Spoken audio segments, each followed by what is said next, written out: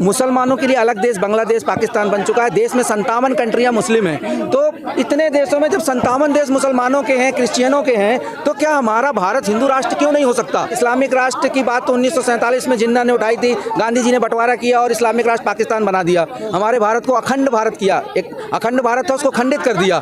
लेकिन अब बचे हुए भारत को हम बिल्कुल नहीं बांटने देंगे, ना टूटने देंगे। हर घर भगवा छाएगा, राम राज फिर आएगा, तो कहाँ कहाँ भगवा? राम राज का मतलब पहले आप समझिए, राम के राज में कोई ऊंचा नहीं, कोई नीचा नहीं, हाँ। कोई बड़ा नहीं, कोई छोटा नहीं। और कितने हैं? वाल्मीकि जी कौन थे? आज रामायण उन्होंने लिखी है, हम सम्मान करते हैं और उसी पे चल रहा है ना। तो राम राज में कोई ऊंचा नीचा नहीं था, कोई जात प्रथा नहीं थी, और सभी जातियां, देखिए हम चारों भाई हैं, एक ही पेड़ की डाले हैं। और भारत को उस समय हिंदू राष्ट्र घोषित नहीं किया, हाँ। वही हम आज की सरकार से मांग कर रहे हैं। हिंदू महासभा सन 1917 से मांग कर रही है, हाँ। हमारे वीर शिवाजी महाराणा प्रताप ने जो आहुतियां दी, जो बलिदान दिए, वो देश को स्वतंत्र कराने के लिए हिंदू ये, हाँ, आपको बहुत अच्छा प्रश्न है। देखिए, कुछ लोग भ्रांतियां फैला रहे हैं कि हिंदू राष्ट्र बनने के बाद मुसलमानों को इस देश से भगा दिया जाएगा, ईसाइयों को भगा दिया जाएगा, जो कि एकदम गलत और निराधार है। इस देश में हर व्यक्ति नागरिक है, सबका सम्मान है। हम सिर्फ यहाँ अब्दुल कलाम जैसे लोग जो राष्ट्रपति के सर्वोच्च पद पर थे उनका सम्मान करते हैं, लेकिन जो अफजल जैसी मानसिकता वाले लोग हैं सिर्फ उनका विरोध करते हैं। इस देश का मुसलमान पाकिस्तान से ज़्यादा सुरक्षित, पाकिस्तान से ज़्यादा समृद्ध भारत में है, और हिंदू राष्ट्र बनने के बाद भी वो इसी प्रकार रहेगा, कहीं किसी को भगाया नहीं जाएगा। बिल्कुल दिक्कत नहीं है, लेकिन देखिए, इस देश का भारत विश्व गुरु है। भारत की अगर विश्व में पहचान है तो सनातन धर्म, सनातन संस्कृति हमारे वैदिक धर्म के कारण है। मुसलमानों के लिए अलग देश बांग्लादेश पाकिस्तान बन चुका है। देश में 57 कंट्रियां मुस्लिम हैं, तो इतने देशों में जब 57 देश मुसलमानों के हैं, क्रिश्चियनों के हैं, तो क्या हमारा भारत हिंदू राष्ट्र क्यों नहीं हो सकता? और ऑलरेडी है पहले से, तो हम वही मांग, बात उठती है। ये तो देखिए गलत है। इस्लामिक राष्ट्र की बात तो 1947 में जिन्ना ने उठाई थी, गांधी जी ने बंटवारा किया और इस्लामिक राष्ट्र पाकिस्तान बना दिया। हमारे भारत को अखंड भारत किया, एक अखंड भारत था उसको खंडित कर दिया। लेकिन अब बचे हुए भारत को हम बिल्कुल नहीं बांटने देंगे, ना टूटने देंगे। जो ये बात कर रहे हैं कि इस्लामिक राष्ट्र बनेगा, ये लगाना चाहते हो? गांधी पे आरोप लगा? बिल्कुल, हम गांधी पे, देखिए, भारत का टुकड़ा किया। देखिए, हम गांधी पर आरोप नहीं लगाना चाहते, हाँ। और ना हम उनके बारे में कोई बात करते हैं, वो राष्ट्रपिता हैं। लेकिन उत्तर प्रदेश की एक लड़की ने केंद्र सरकार से एक आरटीआई से मांगा था कि किस मापदंडों के अंतर्गत गांधी जी को राष्ट्रपिता घोषित किया गया। आज तक उसका आरटीआई में जवाब नहीं मिला है। तो देखिए, ये देश उनको चरखे से बोलते हैं आज़ादी मिली है, हम मानते हैं कि चरखे से मिली है, लेकिन भगत सिंह ने भी अपने प्राणों की आहुति दी है, सुभाष चंद्र बोस राजगुरु ने भी आहुति दी। आज 13 अप्रैल है, आज की तारीख में जलियांवाला हत्याकांड हुआ था।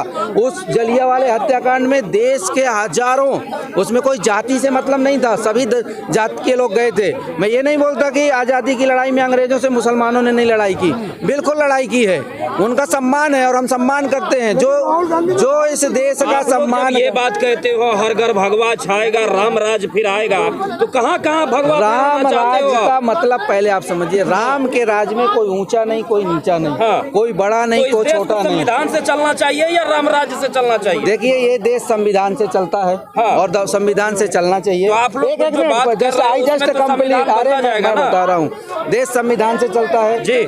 संविधान में संशोधन सरकार करती है जी, सरकार को जनता बैठाती है जी। प्रधानमंत्री को अगर बनाया तो जनता ने बनाया ना।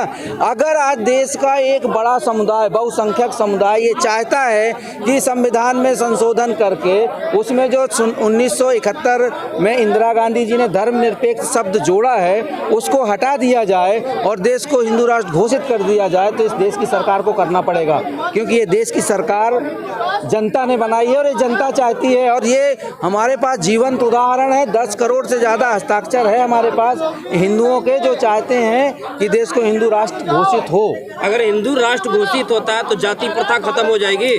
देखिए, अभी आपने बोला राम राज चाहते हैं। भगवान के राम के राज में कोई जाति प्रथा नहीं थी। अच्छा। भगवान राम के राज में अगर जाति प्रथा होती तो केवट राज न होते। भगवान के सबसे परम मित्र थे केवट राज। सबरी के झूठे वेद न खाते भगवान राम। तो जात पर एक ही राजघाट था। आप उत्तरकांड में पढ़िए, चौपाई है कि राजघाट बहुविधि वर सुंदर। तो फिर इतिहास वहाँ पर क्यों जाता है? राम राज में है? ब्राह्मण पुजारी दलित पुजारी बन सकता है। देखिए, यहाँ पर कर्मों के हिसाब से बांटा। मैं ब्राह्मण हूँ, मेरा नाम नितिन उपाध्याय है, लेकिन अगर मैं चोरी करूँगा ना तो मैं उपाध्याय नहीं, चोर हूँ। मैं अगर ब्राह्मण का कर्म है जो वो करूँगा तो मैं ब्राह्मण हूँ।